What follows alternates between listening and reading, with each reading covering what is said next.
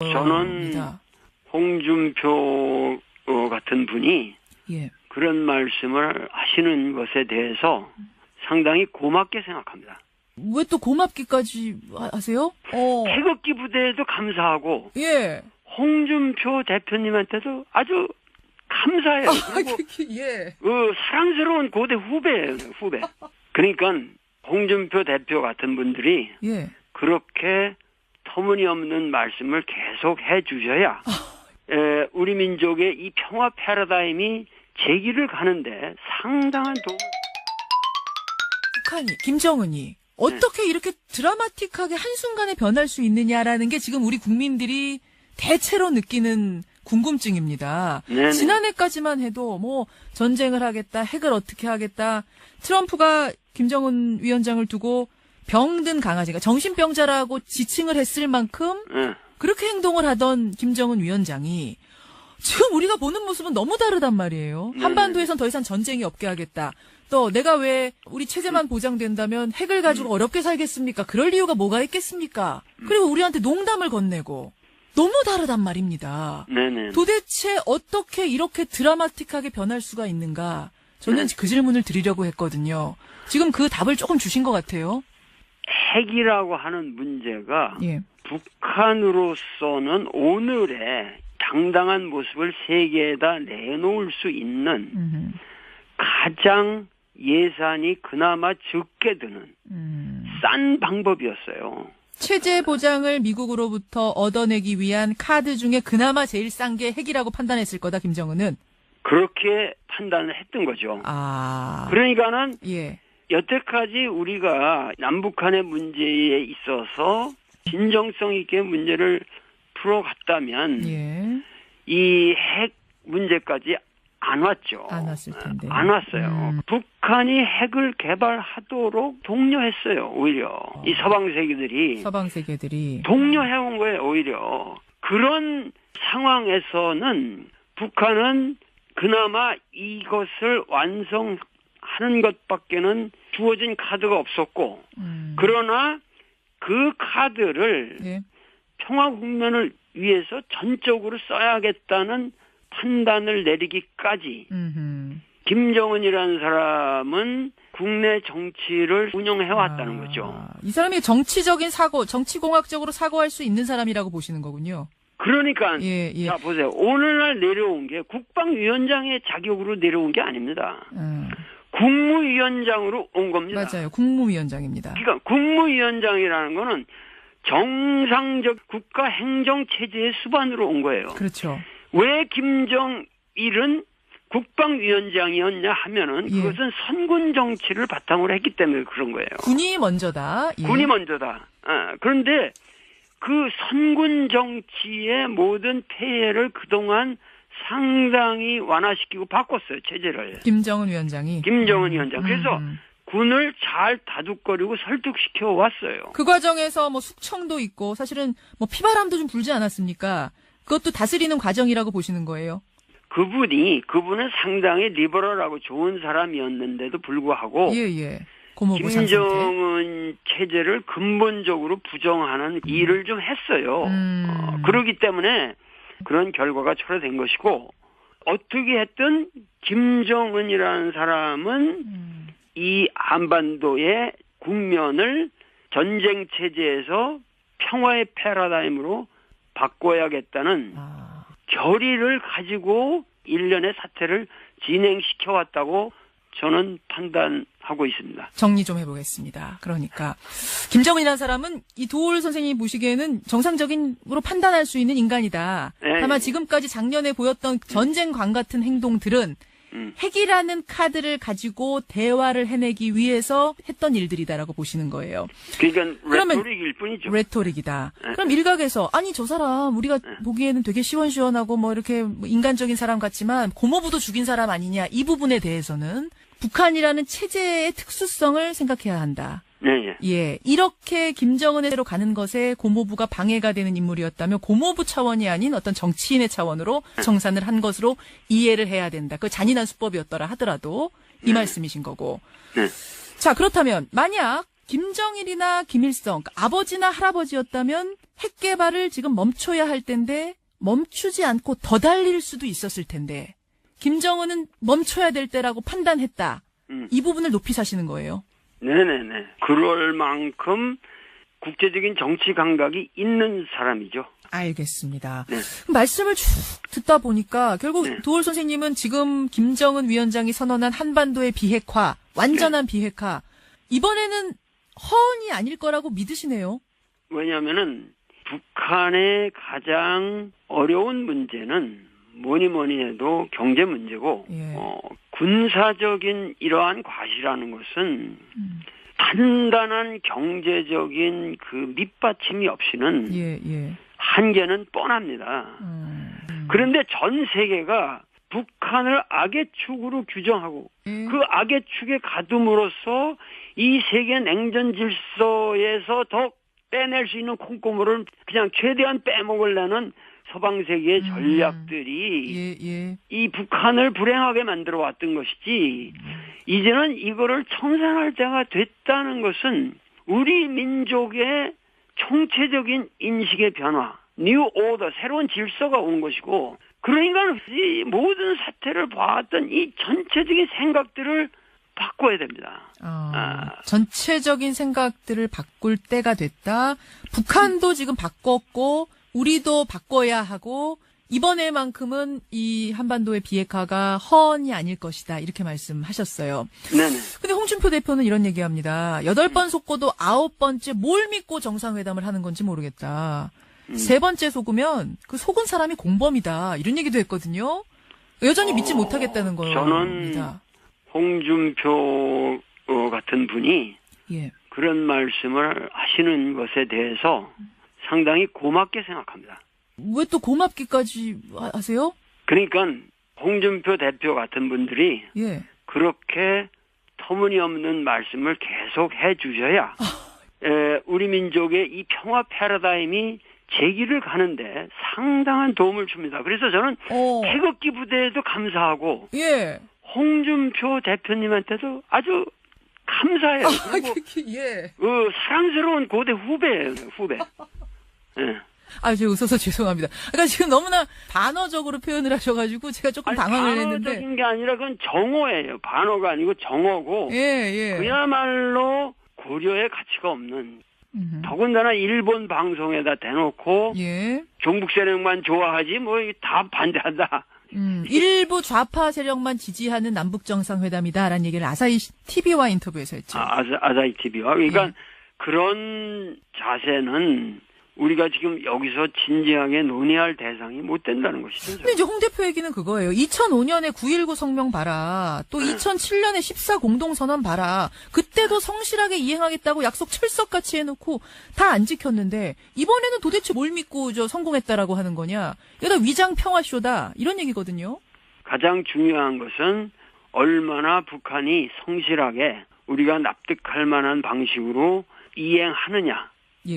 요것을 보고 그런 얘기를 해야죠.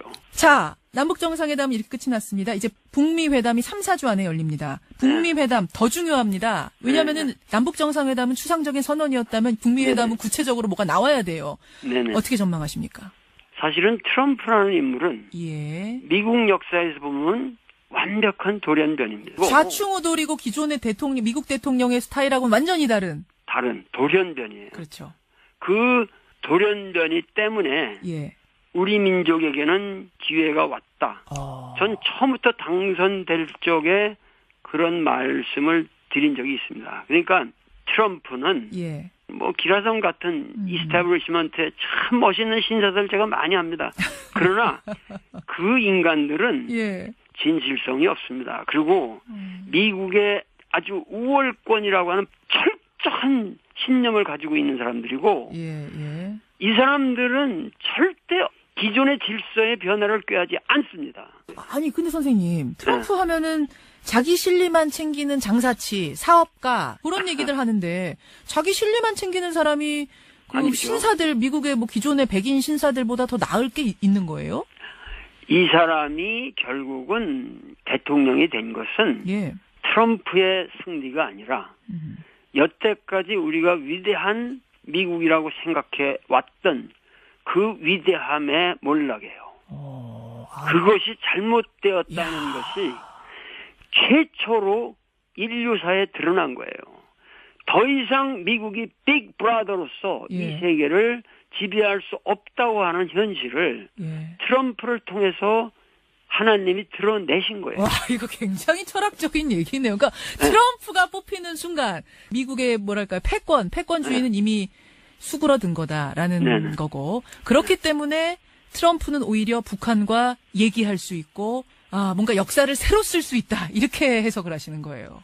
새로 써야죠. 그리고 트럼프는 그 사람 나름대로의 전략과 고민이 있는 거예요. 그렇군요. 그리고 거기에 어느 정도 진정성이 있어요.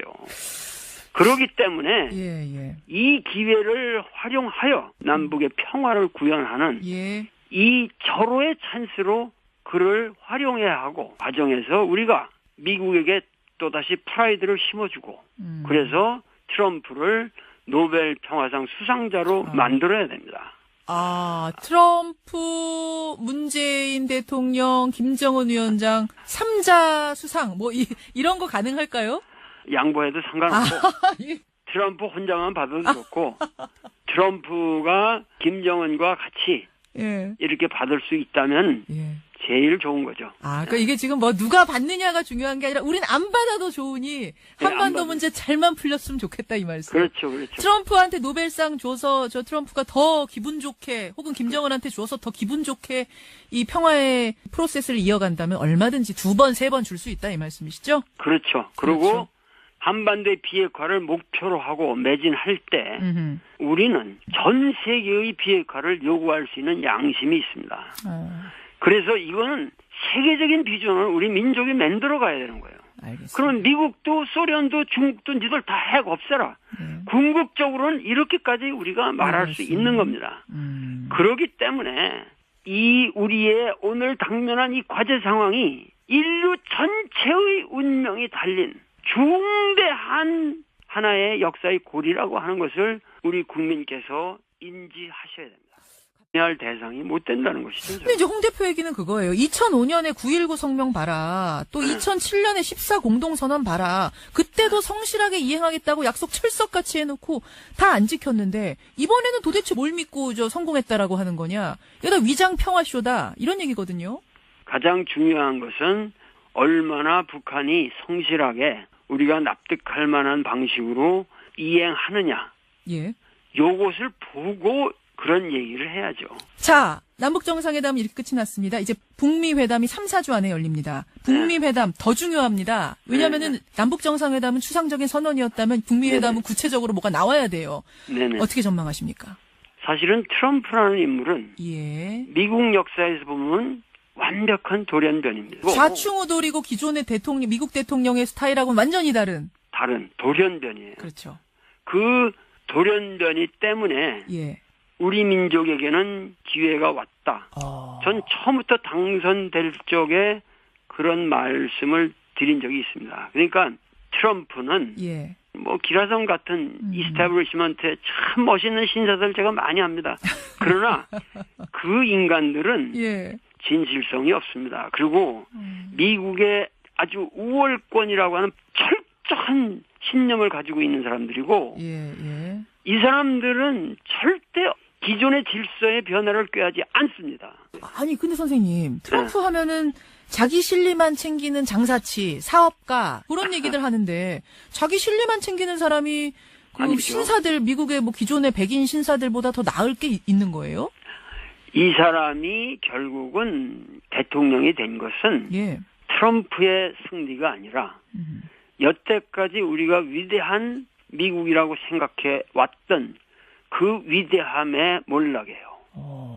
서방 세계의 전략들이 이 북한을 불행하게 만들어 왔던 것이지 이제는 이거를 청산할 때가 됐다는 것은 우리 민족의 총체적인 인식의 변화, 뉴 오더, 새로운 질서가 온 것이고 그러니까 이 모든 사태를 봐왔던 이 전체적인 생각들을 바꿔야 됩니다. 전체적인 생각들을 바꿀 때가 됐다. 북한도 지금 바꿨고 우리도 바꿔야 하고 이번에만큼은 이 한반도의 비핵화가 허언이 아닐 것이다. 이렇게 말씀하셨어요. 네네. 근데 홍준표 대표는 이런 얘기합니다. 8번 속고도 9번째 뭘 믿고 정상회담을 하는 건지 모르겠다. 3번째 속으면 그 속은 사람이 공범이다. 이런 얘기도 했거든요. 여전히 믿지 못하겠다는 겁니다. 저는 홍준표 같은 분이 예. 그런 말씀을 하시는 것에 대해서 상당히 고맙게 생각합니다. 왜 또 고맙기까지 하세요? 그러니까 홍준표 대표 같은 분들이 예. 그렇게 터무니없는 말씀을 계속 해주셔야 우리 민족의 이 평화 패러다임이 제기를 가는데 상당한 도움을 줍니다. 그래서 저는 태극기 부대에도 감사하고 예. 홍준표 대표님한테도 아주 감사해요. 그리고 예. 사랑스러운 고대 후배예요. 후배. 예. 제가 웃어서 죄송합니다. 그러니까 지금 너무나 반어적으로 표현을 하셔가지고 제가 조금 당황을 했는데. 반어적인 게 아니라 그건 정어예요. 반어가 아니고 정어고. 예. 그야말로 고려의 가치가 없는. 더군다나 일본 방송에다 대놓고. 예. 종북 세력만 좋아하지 뭐 다 반대한다. 일부 좌파 세력만 지지하는 남북 정상회담이다라는 얘기를 아사히 TV와 인터뷰에서 했죠. 아사히 TV와. 그러니까 그런 자세는 우리가 지금 여기서 진지하게 저는 홍준표 같은 분이 예. 그런 말씀을 하시는 것에 대해서 상당히 고맙게 생각합니다. 왜 또 고맙기까지 하세요? 태극기 부대에도 감사하고 예. 홍준표 대표님한테도 아주 감사해요. 그리고 예. 사랑스러운 고대 후배예요. 후배. 그러니까 홍준표 대표 같은 분들이 예. 그렇게 터무니없는 말씀을 계속 해주셔야 우리 민족의 이 평화 패러다임이 제기를 가는데 상당한 도움을. 북한이, 김정은이 어떻게 이렇게 드라마틱하게 한순간에 변할 수 있느냐라는 게 지금 우리 국민들이 대체로 느끼는 궁금증입니다. 네네. 지난해까지만 해도 뭐 전쟁을 하겠다, 핵을 어떻게 하겠다, 트럼프가 김정은 위원장을 두고 병든 강아지가 정신병자라고 지칭을 했을 만큼 그렇게 행동을 하던 김정은 위원장이 지금 우리가 보는 모습은 너무 다르단 말이에요. 한반도에선 더 이상 전쟁이 없게 하겠다. 또 내가 왜 우리 체제만 보장된다면 핵을 가지고 어렵게 살겠습니까? 그럴 이유가 뭐가 있겠습니까? 그리고 우리한테 농담을 건네고 너무 다르단 말입니다. 네네. 도대체 어떻게 이렇게 드라마틱하게 변할 수가 있는가? 저는 그 질문을 드리려고 했거든요. 지금 그 답을 조금 주신 것 같아요. 핵이라고 하는 문제가 예. 북한으로서는 오늘의 당당한 모습을 세계에다 내놓을 수 있는 가장 예산이 그나마 적게 드는 싼 방법이었어요. 체제 보장을 미국으로부터 얻어내기 위한 카드 중에 그나마 제일 싼 게 핵이라고 판단했을 거다, 김정은은. 그렇게 판단을 했던 거죠. 그러니까는 예. 여태까지 우리가 남북한의 문제에 있어서 진정성 있게 문제를 풀어야겠다는 결의를 가지고 일련의 사태를 진행시켜 왔다고 저는 판단하고 있습니다. 정리 좀 해보겠습니다. 그러니까 김정은이라는 사람은 이 도올 선생님이 보시기에는 정상적인으로 판단할 수 있는 인간이다. 네. 다만 지금까지 작년에 보였던 전쟁관 같은 행동들은 핵이라는 카드를 가지고 대화를 해내기 위해서 했던 일들이다라고 보시는 거예요. 그러니까 레토릭일 뿐이죠. 레토릭이다. 그럼 일각에서 아니 저 사람 우리가 보기에는 되게 시원시원하고 뭐 이렇게 인간적인 사람 같지만 고모부도 죽인 사람 아니냐, 이 부분에 대해서는 북한이라는 체제의 특수성을 생각해야 한다. 네. 예, 이렇게 김정은으로 가는 것에 고모부가 방해가 되는 인물이었다면 고모부 차원이 아닌 어떤 정치인의 차원으로 정산을 한 것으로 이해를 해야 된다. 그 잔인한 수법이었더라 하더라도 이 말씀이신 거고. 자, 그렇다면 만약 김정일이나 김일성, 그러니까 아버지나 할아버지였다면 핵 개발을 지금 멈춰야 할 텐데 멈추지 않고 더 달릴 수도 있었을 텐데 김정은은 멈춰야 될 때라고 판단했다. 이 부분을 높이 사시는 거예요. 네네네. 그럴 만큼 국제적인 정치 감각이 있는 사람이죠. 알겠습니다. 네. 말씀을 쭉 듣다 보니까 결국 도올 선생님은 지금 김정은 위원장이 선언한 한반도의 비핵화, 완전한 비핵화, 이번에는 허언이 아닐 거라고 믿으시네요. 왜냐하면은 북한의 가장 어려운 문제는 뭐니 해도 경제 문제고 예. 군사적인 이러한 과시라는 것은 단단한 경제적인 그 밑받침이 없이는 예. 한계는 뻔합니다. 그런데 전 세계가 북한을 악의 축으로 규정하고 그 악의 축에 가둠으로써 이 세계 냉전 질서에서 더 빼낼 수 있는 콩고물을 그냥 최대한 빼먹으려는 것 같다면 예. 이 핵 문제까지 안 왔죠. 안 왔을 텐데. 안 왔어요. 북한이 핵을 개발하도록 독려했어요. 오히려 이 서방 세계들이 독려해온 거예요. 오히려 그런 상황에서는 북한은 그나마 이것을 완성하는 것밖에는 주어진 카드가 없었고 그러나 그 카드를 예. 평화 국면을 위해서 전적으로 써야겠다는 판단을 내리기까지 김정은이라는 사람은 국내 정치를 운영해왔다는 거죠. 이 사람이 정치적인 사고, 정치공학적으로 사고할 수 있는 사람이라고 보시는 거군요. 그러니까 예. 자 보세요. 오늘날 내려온 게 국방위원장의 자격으로 내려온 게 아닙니다. 국무위원장으로 온 겁니다. 맞아요. 국무위원장입니다. 그러니까 국무위원장이라는 거는 정상적 국가 행정 체제의 수반으로 온 거예요. 그렇죠.